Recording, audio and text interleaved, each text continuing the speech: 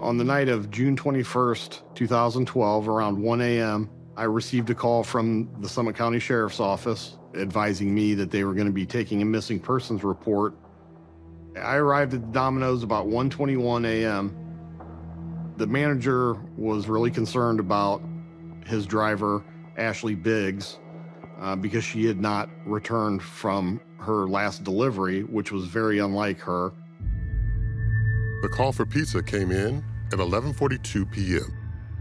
9 minutes later, Ashley Biggs went out the door to make her delivery. The location that she was supposed to deliver the pizza, it's a mile and a half away. Knowing the area and knowing that the businesses there are never open that late, it struck me as odd.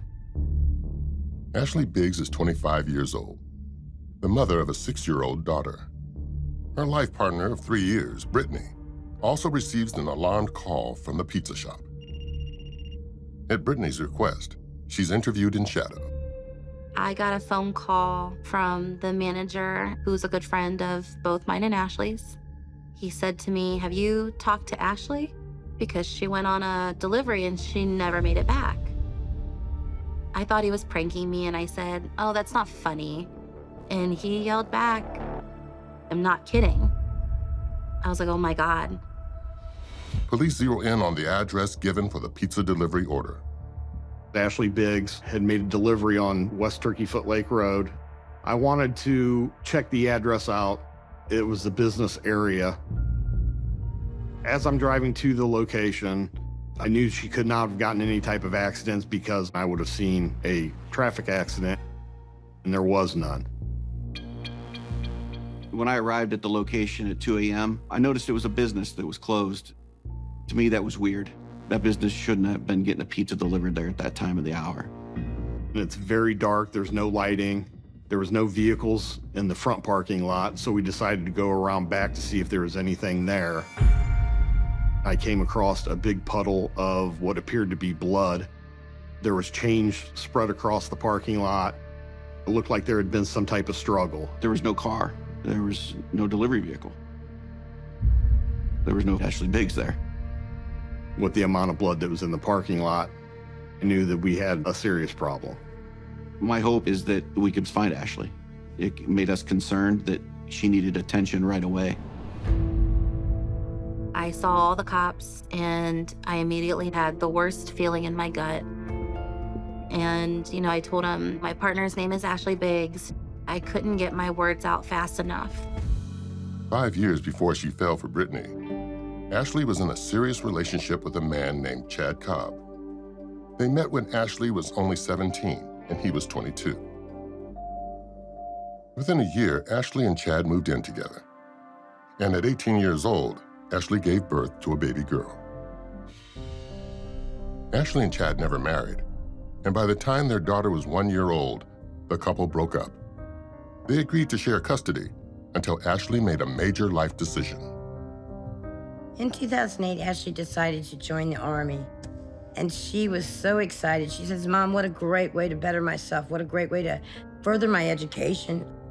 When she went into the Army, she had to sign full custody of her daughter over to Chad. The agreement was that when she got out of the Army, their parenting would go back to 50-50. Ashley's time in the Army was short-lived. After basic training, she was medically discharged for asthma. When Ashley left the Army, Chad completely cut off all means of communication, basically keeping their daughter from her. Chad's phone number had changed when she called it. When she went to his home, he had moved.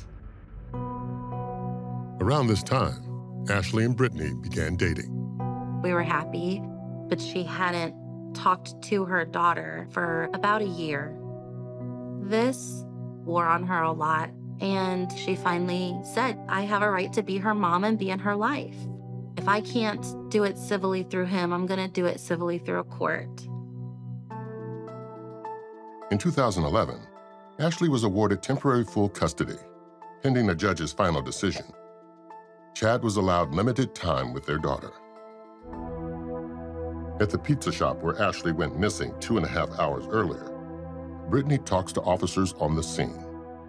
I knew exactly where to point the finger. And I told him she and Chad Cobb are involved in a very, very nasty custody battle.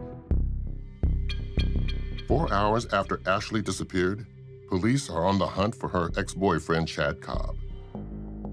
Police learned that Chad Cobb drives a black Lincoln Navigator. Once we didn't find Chad at his residence, we went to the home where the black Lincoln Navigator was registered, and that home belonged to Chad Cobb's grandparents.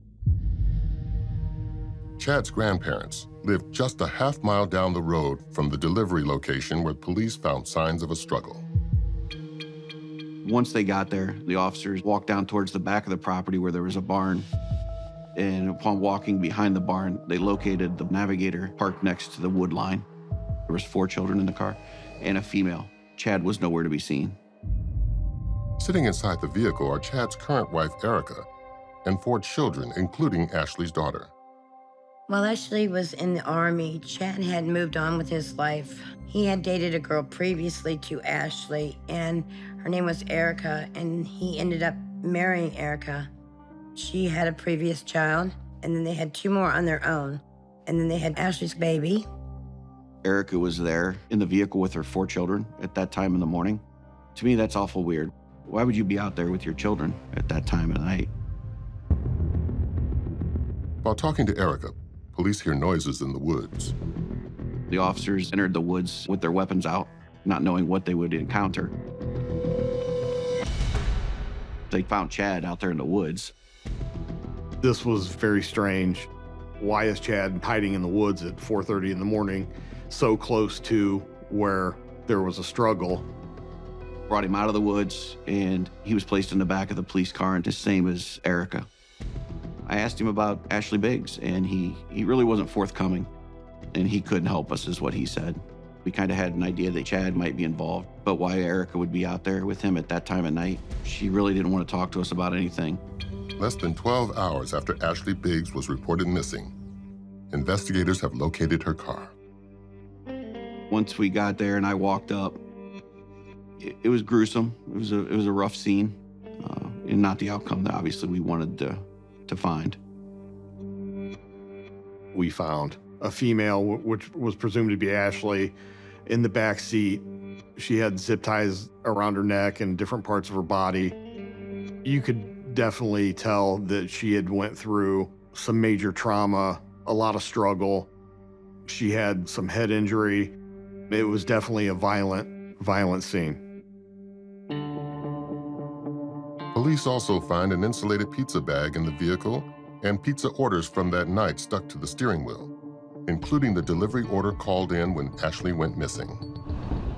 We were confident that Chad Cobb was responsible for killing Ashley Biggs, and we decided to go ahead and charge him with aggravated murder.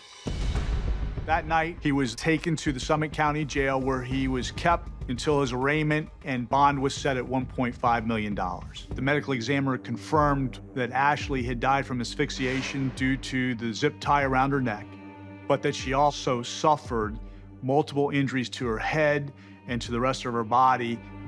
Chad Cobb was arraigned and told that he would be facing the potential for death. With Chad behind bars, investigators still have one more mystery to solve. Information we learned from the manager at the Domino's Pizza about the phone call was that it was a female that said her name was Jen. We had no idea who Jen is. And now the question was, who made that call? Chad Cobb pleads guilty to 9 charges, including aggravated murder, aggravated robbery, and kidnapping. He was no longer facing the death penalty and would go to prison for the rest of his life and never be eligible to get out. Chad's mother was granted guardianship and custody of Chad and Ashley's daughter. The case wasn't done, not in my mind. We still know there's another person out there. There's still a female that was probably involved in this. While listening to jail calls from Chad to Erica, it's noticeable that their relationship is struggling. In the letter to Detective Hitchens, Chad drops a bombshell. He clearly says that Erica is the one that was involved. She was Jen, she's the one that made the call, and that she is the manipulative, cunning individual that's the mastermind behind everything. He was explaining to us that Erica is the one who drove him there in the Lincoln Navigator and dropped him off, and then followed him back to the cornfield to drop Ashley's body and car off on the way back to their house. 7 years after the murder of Ashley Biggs, investigators receive a stunning piece of evidence from Chad's mother, Cindy Cobb. She dropped off a recording device with approximately 3 hours worth of secretly recorded information between her and Erica. At one time, I mean, you told me face to face that you made the phone call and you set a meeting up. There's no lie in that. Chad said this is what we're going to do, and this is your part of it, and I carried out my part of it. Hearing that audio recording was huge. It shows that she had knowledge, shows that she was part of it, that she set this all in motion by calling and ordering the pizza. Erica Stefanko is charged with murder, aggravated murder, kidnapping, and aggravated robbery. 1 year after Erica Stefanko's arrest, her trial begins. At this time, regarding count 15, the jury has found the defendant, Erica Stefanko, guilty of the offense of aggravated murder. The jury found Erica Stefanko guilty of aggravated murder and murder, and we believe the jury got it correct. Erica Stefanko was sentenced to life in prison with parole eligibility after 30 years. She will not see the light of day for a minimum of 30 years.